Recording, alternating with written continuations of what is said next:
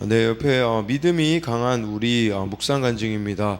모태신앙인 저희 아버지의 사업 부도로 부모님이 이혼하시면서 힘든 시간을 보내다가 예수님을 모르는 남편을 만나 결혼했습니다. 그 남편 다니던 회사를 그만두고 10년 넘게 일도 안 하면서 가족을 일일이 통제하며 폭언과 폭력으로 억압했습니다. 저는 남편의 구원이 아닌 삶의 변화만 바라며 기복적으로 예배와 기도에 더욱 열심을 내었습니다. 바울은 육체의 약함에도 불구하고 갈라디아 교회의 삶으로 복음을 전했는데 저는 아이들 앞에서 매일 남편을 업신여기며 탓하는 모습만 보여줬습니다. 그던 중에 저는 지인의 소개로 말씀 묵상을 하는 공동체에 속하게 되었습니다. 하지만 말씀이 나에게 주시는 음성으로 들리지 않았습니다. 남편은 저와 불화가 계속되니 첫째 아들을 더 가혹하게 통제하며 훈육했습니다. 이에 아들은 중3 때부터 방황하며 여러 사고를 일으키다 몇 번의 재판까지 받았습니다. 끝이 안 보이는 남편의 폭력과 자녀의 방황으로 아무것도 할 수 없게 되어서야 저는 주님 앞에 엎드려 눈물로 통곡하며 회개하게 되었습니다. 아들의 마지막 재판이 있는 날 믿음이 연약한 자를 비판하지 말라는 큐티 말씀을 묵상하며 그동안 내 죄로 짊어진 고난을 남편 탓으로 돌리며 복음을 회방한 자였음이 깨달아졌습니다. 마지막 재판이 끝나고 숨을 고를 겨를도 없이 고3인 아들은 저에게 여자친구의 임신 소식을 전했습니다. 너무 두렵고 떨리는 사건 앞에서 하나님은 그날 큐티 말씀으로 나의 약함을 깨닫고 복음 안에서 우리로 하나됨이 세상에 복음을 담대히 전하는 비결임을 알려주셨습니다. 그동안 저는 세상에서 강한 자가 되고자 나를 힘들게 하는 남편을 무시하고 손해보는 것이 싫어 나를 기쁘게 하는 것만 찾으며 살았습니다. 그럼에도 하나님은 저의 약함을 깨닫도록 함께하는 믿음이 강한 교회 공동체를 만나게 하심으로 부부 소그룹 모임에서 남편과 말씀으로 각자 자기 죄를 보고 회개하며 한 마음을 이루어가는 은혜를 주셨습니다. 그리고 아들은 아기를 낳고 일찍 가정을 이루면서 오랜 방황이 그쳤고 현재는 가장의 역할을 성실히 감당하고 있습니다. 앞으로도 나와 가족이 그리스도의 형상을 이루기까지 제가 먼저 해산하는 수고를 잘 감당하길 기도합니다. 적용하기 며느리와 함께 수요 현장 예배에 빠지지 않고 참석하겠습니다. 남편과 아들 내외가 주일 현장 예배를 회복하도록 남편과 아들이 하는 가게 일을 돕겠습니다. 네, 그래서 이렇게 참 끝이 안 보이는 남편의 폭력, 자녀의 방황으로 아무것도 할 수 없게 되자 이제 엎드려 눈물로 통곡하고 회개하게 되었고 또 그때 그날 주시는 이렇게 말씀에 인도함을 이렇게 받음으로써 고3 아이가 여자친구와 이렇게 임신 소식을 전했을 때도 말씀으로 이렇게 분별하며 갔다라는 이것을 우리가 봐야 합니다. 그러니까 어떤 사건 앞에서 이렇게 말씀이 없으면 사실은 우리가 버텨낼 수가 없는 거죠. 왜냐하면 그 순간만 생각하기 때문이거든요.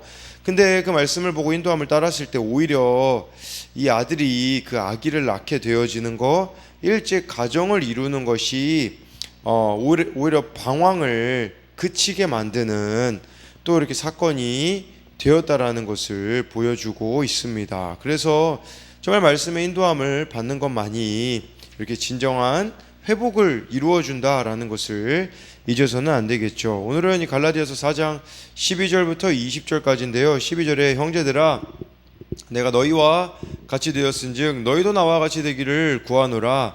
너희가 내게 해롭게 하지 아니하였느니라 라고 이렇게 말씀해 주고 있어요. 바울은 자유로워진 자신을 본받으라고 요청을 합니다. 그 율법에 매여가지고 이렇게 살아가지 말고 나처럼 예수님 안에서 자유한 삶을 살아가라고, 그리고 내가 지금 성령 안에서 누리고 있는 이 교제, 정말 주님과의 이 친밀함을 갈라디아 교인들도 누리기를 원한다라는 것을 말씀해 주고 있습니다. 여러분, 이 유대인들에게는 율법이, 이방인들에게는 양심이 이렇게 매고 있잖아요. 근데 이게 사실은 가리키는 방향은 한 가지예요. 그것은 바로 옳고 그름을 따지는 겁니다. 근데 그런 옳고 그름을 따지지 말고 정말 예수님 안에서 그 나아갈 때에 자유해지는 것들을 경험할 수가 있다라는 겁니다. 그래서 적용 질문은 과거에는 여러분들을 매었으나 지금은 예수님 안에서 자유해진 영역이 무엇이 여러분들 가운데 있을까요? 아니면 여전히 여러분들에게 매여 있는 부분 중에 정말 예수님 안에서 자유해졌으면 하는 것은 무엇이 있겠습니까? 그리고 또 한 가지는요, 여러분들은 이 바울이 나와 같이 되기를 원하노라, 내가 성령 안에서 누리는, 성령을 어제 말씀에 바울은 아빠 아버지라고 했잖아요. 내가 이렇게 성령을 통해 하나님과 친밀함을 누리는 그 부분에 있어서 정말 여러분들은 하나님과 친밀함 가운데에 살아가고 있습니까? 하나님과의 이 친밀함을 여러분들 가운데 그 방해하고 있는 것들이 있다면 무엇이 있겠습니까? 13절에요. 내가 처음에 육체의 약함으로 말미암아 너희에게 복음을 전한 것을 너희가 아는 바라. 바울에게는요, 그 고질병이 있었죠. 그래서 고린도 후서에 보면 이 육체의 가시를 떠나게 하여 달라라고 3번 간구했다라는 내용이 나오거든요. 크게 2가지로 추정을 합니다. 하나는 오늘 말씀 15절을 보고 이 갈라디아 교회 성도들이 바울을 위하여 눈도 빼어 주었을 것이다, 이 말씀을 보고서는 바울이 아마 안질에 걸렸을 것이다, 이렇게 첫 번째로 추정을 합니다. 두 번째는요, 간질로 이렇게 추정을 해요. 근데요, 그 당시에 간질이라는 이런 질병은 뭐 지금하고는 조금 다르게 사람들이 인식을 했어요. 그 당시는 신의 저주를 받았다, 또는 지은 죄가 많기 때문에 그렇다라는 인식을 했거든요. 근데 예수님을 전하는 사도인데 바울이 그렇게 간질을 하면 사실은 이게 참 부끄러운 모습일 수 있거든요. 그런데 우리가 기억해야 되는 것은 이렇게 육체의 약함으로 인하여서 오히려 갈라디아 성도들에게 복음을 전하게 되었다라는 것은 하나님은 약함을 통하여 일하시는 분이라는 사실입니다. 우리도 이 13절 말씀을 보면서 한 가지 적용 질문을 드리면, 나는 나의 약함으로 예수님을 전하고 있나요? 아니면은 강함으로 예수님을 전하려고 하고 있나요? 여러분, 강함으로 전하잖아요. 나의 막 성공, 뭐 자녀들의 뭐 잘된 거, 뭐 사업이 잘된 거, 이런 걸로 전해서는 모든 사람이 다 공감을 할 수가 없습니다. 그러나 우리가 약함으로 예수님을 전하게 되어진다면 정말 그 가운데 또 위로가 있지 않겠습니까? 14절에요. 너희를 시험하는 것이 내 육체에 있으되 이것을 너희가 업신 여기지도 아니하며 버리지도 아니하며 오직 나를 하나님의 천사와 같이 또는 그리스도 예수와 같이 영접하였도다. 이런 연약한 바울을 이 고린도 교회 고린도가 아니라 갈라디아 성도들은 업신 여기지 않았대요. 이 업신 여기다라는 것은 조롱을 동반하며 잘못된 판단에 기초하는 거였거든요. 그러니까 바울에게 조롱도 하지 않았고 잘못된 판단으로 그 바울의 약함을 바라보지도 않았다라는 뜻이에요. 그리고 바울의 연약함을 버리지도 아니하고, 이 버리지 않았다라는 것은 버리다라는 단어가 토해내다라는 뜻이거든요. 그러니까 갈라디아 성도들은 바울의 연약함을 경멸하여 내뱉거나 토해내지 않았다라는 거예요. 즉 이들이 바울의 연약함을 아무 쓸모없는 것으로 간주하지 않았음을 의미하고 있는 거죠. 여러분, 세상은요, 연약함이 있으면 쓸모없다고 이야기를 하거든요. 사람은 고쳐 쓰는 것이 아니라는 말을 정말 많이 해요. 그런데 아니라는 거예요. 아니라는 거. 정말. 그런데 교회 공동체도 세상의 기준으로 가버리게 되어진다면 정말 이렇게 교회에서도 뭐 이렇게 성공한 사람들을 막 우러러보고 반대로 그렇지 않은 자들을 이렇게 사람 취급을 하지 않는다면 그것은 교회가 아니겠죠. 이 갈라디아 교회 성도들은 바울의 이런 연약함을 보고선도 쓸모없는 것으로 간주하지 않는 그런 성숙함을 보여주었다라는 겁니다. 이게 얼마나 바울에게 위로가 되었겠습니까? 바울에게 이런 육체의 가시가 있는데도 바울은 어떻게 대했냐면 하나님의 천사와 같이 그리스도 예수와 같이 영접하였도다라고 말씀하고 있습니다. 그러니까 공동체는요, 이처럼 약점을 들추어내고 업신여기기보다 그 연약함을 놓고 감싸고 기도해 주어야 된다라는 거예요. 그래서 여러분, 이 적용 질문은 나의 연약함이 다른 사람을 살리는 도구가 된다라는 것을 여러분들은 믿나요? 또 내 곁에 있는 지체의 연약함을 이해하면서 사랑으로 그를 영접하고 있습니까? 또 내가 하나님의 천사 혹은 예수님과 같이 대해 주어야 할 사람은 누가 있겠습니까? 그래서요, 여러분, 우리 그런 생각을 해야 돼요. 내 옆에 늘 예수님이 있습니다. 그 예수님은 연약한 자들, 나의 도움이 필요한 자들, 나를 힘들게 하는 자들, 그런 자들이 다 여러분 옆에 하나님이 허락하신 예수님이라고 생각을 하셔야 하는 것이겠죠. 15절에 보니까요, 너희의 복이 지금 어디 있느냐? 내가 너희에게 증언하노니 너희가 할 수만 있었더라면 너희의 눈이라도 빼어 나에게 주었으리라 해가지고요, 이 갈라디아 교회 성도들은 바울을 통해 복음을 듣고서는 자신들의 눈을 빼줄 정도로, 이것 때문에, 이 말씀 때문에 바울이 안질에 걸리지 않았을까 추정해 볼 수 있지만, 정말 이런 연약함을 희생적으로 덮어주려고 하고 있는 이런 갈라디아 교회 성도들의 모습이 나타나 있는 겁니다. 그들은 바울이 전해준 이 복음을 이처럼 기쁘게 받아들였다라는 것을 말씀해주고 있어요. 정말 예수님이 기쁜 소식인 복음이 되잖아요. 그렇다면 교회 공동체는 이런 모습들을 보여주어야 한다라는 겁니다. 정말 간이고 쓸개고 다 내어줄 수 있는 그런 곳이 세상에 어디에 있겠습니까? 세상에 없기에 교회에서만 찾아볼 수 있는 곳이 되어야 한다라는 것이겠죠. 16절에요. 그런즉 내가 너희에게 참된 말을 함으로 원수가 되었느냐라고 해가지고요, 바울이 이들에게 참된 말, 정말 필요한 말을 했거든요. 근데 이들이 받아들이지 못했던 거예요. 그래서 오히려 바울을 원수 취급한 것이죠. 여러분, 좀 분별이 있어야 돼요. 그건 뭐냐면 판단과 사랑의 권면은 다른 겁니다. 근데 사랑의 권면을 막 판단하지 말라라고 여러분들이 생각한다면 이것은 곤란해지는 거예요. 판단이라는 거는 내 기준, 내 고정관념, 내 감정으로 하는 건 판단이에요. 사랑의 권면은 말씀에 기초해가지고 정말 그 영혼이 구원받기를 위하여서 우리가 하는 사랑의 권면, 사랑의 책망은 다른 것이겠죠.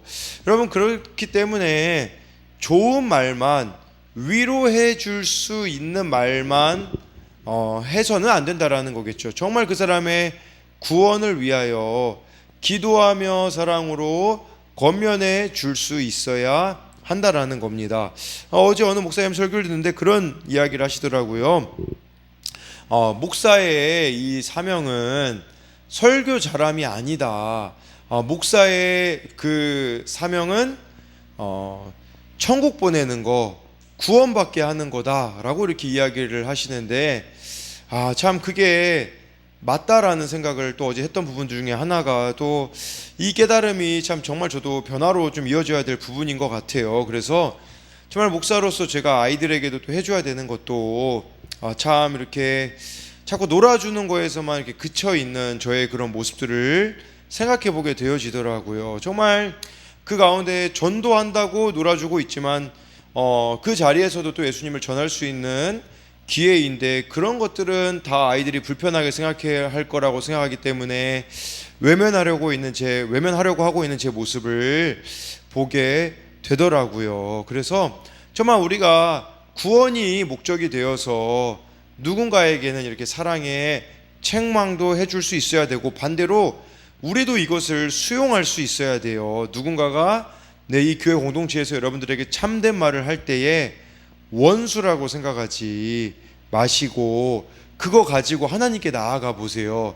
분별하셔야 돼요. 그게 때로는 말해준 사람이 틀릴 수도 있고요. 하나님께 나아가잖아요. 그 사람의 말이 맞을 수도 있기 때문에 그냥 기분 나빠하고서는 이렇게 내쳐버리지 마셔야 된다라는 거겠죠.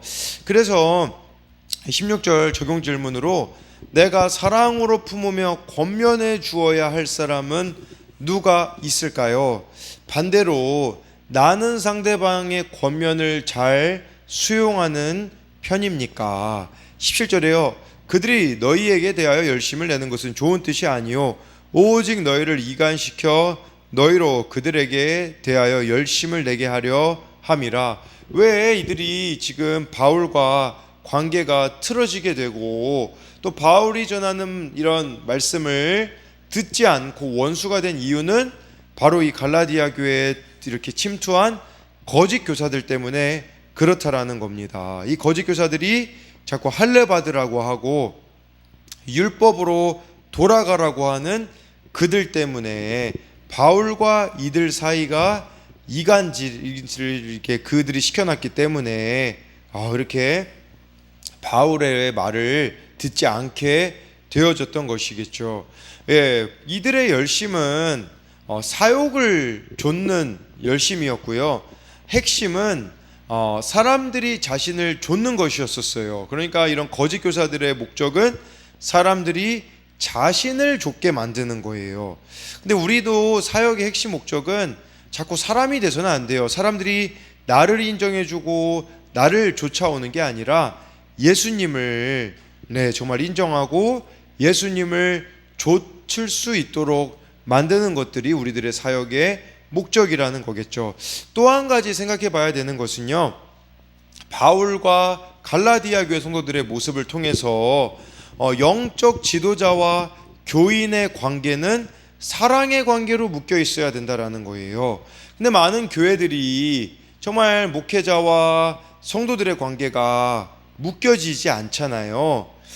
만약에 여러분의 영적 지도자가 말씀의 권위에 순종하며 바른 진리를 선포하고 있다면 여러분을 영적으로 돌보고 있는 목회자를 존중하고 그 말씀에 순종하는 것이 하나님의 뜻이에요. 이 갈라디아 6장 6절에 이제 이후에도 우리가 배울 텐데 이런 말씀이 있어요. 가르침을 받는 자는 말씀을 가르치는 자와 모든 좋은 것을 함께 하라 라고 말씀해 주고 있거든요. 이것은 영적 지도자가 전하는 말씀이 하나님으로부터 온 것임을 아는 사람들이 마땅히 가져야 되는 태도라고 바울이 우리들에게 가르쳐 주고 있습니다. 그래서요, 적용 질문으로 현재 나는 무엇에 열심을 내고 있나요? 열심을 낸다면 그 이유는 무엇인가요? 하나님을 위한 일이라고 하지만 실제로는 나를 위하여서 하고 있는 일들은 무엇이 있겠습니까? 그리고요, 나는 영적 지도자에게 순종하고 있습니까?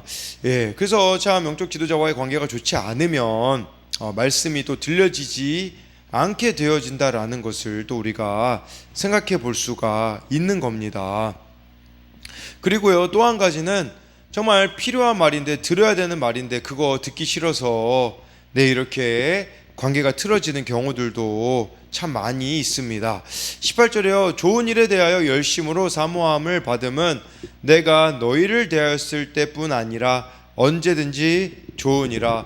좋은 일에 열심 내는 거 그거는 정말 좋은 일이다. 이렇게 바울이 이렇게 말씀해 주고 있어요. 근데 지금 문제는 갈라디아 성도들이 정말 막 예수님을 알아가는데 열심을 내는 것이 아니라 막 자꾸 할례, 막 자기 행위 자랑하고 이런 거에 열심이 있는 거죠. 그러니까 중요한 것은요, 여러분, 우리가 어떤 사역을 외적으로 하느냐가 아니라 그 사역을 통해 얼마만큼 내 내면이 변화되어지고 있는가, 얼마나 주님과 가까워지고 있느냐를 기억하셔야 돼요. 늘 우리에게 주어지는 선택의 문제들이 있잖아요. 어떤 선택을 하든지 여러분 그 기준만 있으시면 돼요. 그 선택이 여러분들을 예수님과 친밀하게 하였습니까? 멀어지게 하였습니까? 이것만 보면 대부분 다 답을 알 수가 있는 겁니다. 심지어 내가 하나님의 일이라고 생각하는 것도 마찬가지예요. 그걸 통해 하나님과 가까워졌는가 멀어졌는가를 점검하셔야 되는 거겠죠. 19절에요. 나의 자녀들아 너희 속에 그리스도의 형상을 이루기까지 다시 너희를 위하여 해산하는 수고를 하노니 라고 말씀해 주고 있어요. 이것은 쉽게 말하면 여러분 그렇게 생각하시면 돼요. 어떤 사람이 교회를 다녔어요. 정말 신앙생활 열심히 했어요. 근데 옛날 삶으로 돌아가 버렸습니다. 방황하고 있습니다. 근데 바울은 그들을 향하여서 이렇게 이야기하고 있는 거예요. 너희 속에 그리스도의 형상을 이루기까지. 이 그리스도의 형상을 이룬다라는 것은 예수님이 그들 안에 빚어지실 때까지라는 뜻이에요. 예수님이 그들 안에 빚어지실 때까지, 예수님이 그들의 삶의 주인이 되실 때까지 이 수고를 감당하겠다라는 거겠죠. 그렇다면요, 여러분, 우리가 이것이 되려면 우리들에게 일어나야 되는 일은 여러분들이 먼저 예수님 안에서 빚어지셔야 됩니다. 그래야 다른 이들을 빚어낼 수가 있는 것이겠죠. 그러니까 바울은 이 어머니처럼 해산하는 수고를 감당하겠다라는 거예요. 우리도 해산하는 수고를 감당하셔야 돼요. 나의 자녀뿐만 아니라 나의 영적 자녀들이, 영적 자녀라는 것은 여러분들이 정말 예수님께로 인도해야 되는 그 사람들을 말하는 거예요. 그들이 말씀을 멸시할지라도 해산하는 수고를 멈추지 말고 여러분들이 인내하며 양육해야 된다라는 것을 말씀해 주고 있는 것이죠. 그래서 19절 적용 질문은 내가 예수님 안에서 먼저 빚어져야 하는 영역은 무엇이 있겠습니까? 먼저 내가 예수님의 양육을 받아야 되는 거예요. 또 한 가지는요, 내가 해산의 수고를 해야 하는 영적 자녀는 누가 있겠습니까? 네, 정말 이 바울이 다시금 이렇게 갈라디아 교회 성도들을 위하여 해산하는 수고를 하겠다라고 한 것처럼 우리도 이 해산의 수고를 끊임없이 감당해내야 된다라는 거예요. 20절에 내가 이제라도 너희와 함께 있어 내 언성을 높이려 함은 너희에 대하여 의욕이 있음이라. 지금이라도 내가 이렇게 소리를 내서 너희들에게 말씀을 전하는 이유는 너희들에게 그 잘못된 가르침이 있기 때문이다 라고 이렇게 바울이 갈라디아 교회 성도들에게 말씀해 주고 있는 거죠. 이걸 보면서 우리들도 한번 적용 질문을 던지자면, 지금이라도 늦지 않았으니까 내가 함께 옆에 있어주며 언성을 높여 말씀을 전해 주어야 할 사람은 누가 있겠습니까? 저 이걸 보면서 또 그런 생각을 해보게 되더라고요. 이렇게 또 신방 제가 이렇게 하시는 분들 중에 제가 딱 보면 말씀을 안 듣고 계시는 분이 있어요. 근데 제가 어제 무슨 생각을 했냐면, 말씀을 안 들으니까 이제 그 집은 그만 가도 되지 않을까, 이런 생각을 어제 했거든요. 근데 그거를 한번 생각해 보니까 반대로 생각해야겠더라고요. 말씀을 안 들으니까 들을 때까지 전해야겠구나, 이렇게 생각해야 되는데 저는 안 들으니까 그만 가야지, 이제 이런 생각을 참 해보게 되었던 거죠. 그러니까 여러분, 지금이라도 늦지 않았으니까 여러분들이 복음을 전해줘야 될, 말씀을 전해줘야 될 사람들이 있음을 잊지 마시고, 정말 오늘 말씀의 제목처럼 그리스도의 형상을 이루어 나가는, 여러분 안에 예수님이 주인 되시는 삶을 끊임없이 살아가시고, 더불어 우리 주변에 예수님을 모르는 자들을 나를 통해 예수님을 발견하게 되어지는 그 해산의 수고를 끝까지 감당해 내시는 여러분들이 되시기를 소망합니다.